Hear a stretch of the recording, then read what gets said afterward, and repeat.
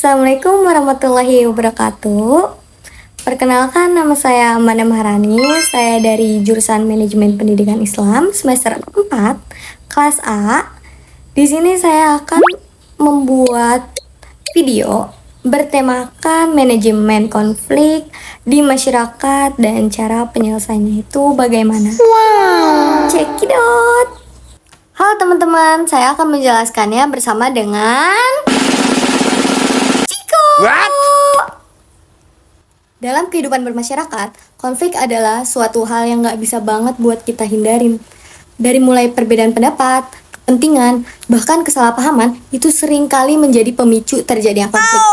Namun sayangnya, masih banyak banget orang yang menganggap bahwa konflik itu harus diselesaikan dengan cara emosi, bahkan sampai dengan kekerasan loh. มันก็ทำร้ายมึงไม่ตายกับพ่อมึงอยู่ดีแหละโอ้ยสัตว์เฮ้ยไอ้เคนมึงต่อยมันทำเหี้ยอะไรวะมันเป็นห่วงด้วยมึงไม่ต้องห่วงกูเฮ้ยอย่าดิสัตว์อย่าอย่ามึงจะไม่ยอมไอ้เหี้ยอย่าว้าวหลายรอบมึงมาอย่ามึงตั้งมึงเหี้ยหรือว่าเหี้ยสัตว์ตีกันหน่อยดิเขาดูสัตว์หยุดไอ้เหี้ยดูสิ Seperti yang terlihat pada cuplikan sebelumnya, konflik itu seringkali berujung pada pertengkaran. Padahal, cara tersebut bukanlah solusi, melainkan justru memperburuk keadaan dan dapat merusak hubungan antar individu maupun kelompok. Konflik itu pada dasarnya bukanlah hal yang selalu negatif, tapi konflik itu bisa menjadi hal yang positif apabila dikelola dengan baik. Konflik dapat membuka ruang untuk saling memahami, memperbaiki komunikasi, dan menemukan solusi yang lebih adil.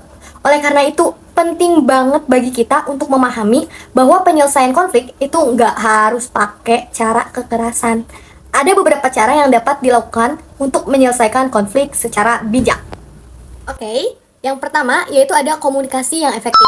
Dengan komunikasi yang baik, masing-masing pihak itu dapat menyampaikan pendapat dan perasaan tanpa harus saling menyakiti satu sama lain atau salah satu pihaknya saja.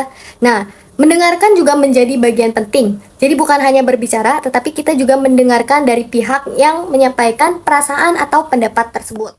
Yang kedua yaitu mengendalikan emosi. Seringkali konflik itu menjadi besar karena emosi yang tidak dikontrol. Dengan menahan diri dan berpikir secara tenang, itu kita dapat menghindari tindakan yang merugikan.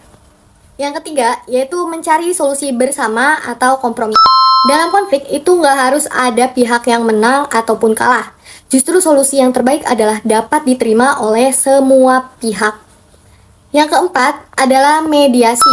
Jika konflik sulit diselesaikan secara langsung, maka dapat melibatkan pihak ketiga yang netral untuk membantu menemukan jalan keluar.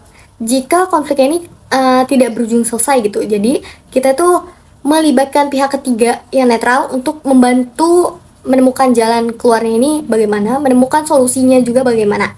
Nah, dengan cara-cara tersebut, konflik dapat diselesaikan dengan damai tanpa harus menimbulkan kerugian yang lebih besar. Nah, sebagai bagian dari masyarakat, kita tuh perlu membangun kesadaran bahwa kekerasan bukanlah solusi. Justru sikap saling menghargai, komunikasi yang baik, dan kemampuan mengelola emosi adalah kunci utama dalam menyelesaikan konflik. Kesimpulannya, konflik adalah hal yang wajar dalam kehidupan.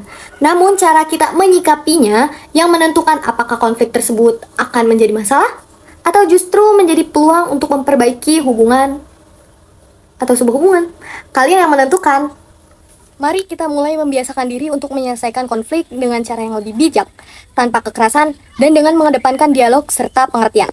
Karena pada akhirnya, penyelesaian yang damai akan membawa manfaat bagi semua pihak. Sekian dari saya dan Ciko. Oh yes. Terima kasih. Baik, sekian video dari saya. Semoga materi yang saya berikan dapat bermanfaat bagi kita semua. Kurang-kurangnya mohon maaf. Wassalamualaikum warahmatullahi wabarakatuh. Bye-bye. Thank you everyone! Thank you Elmar! Boom!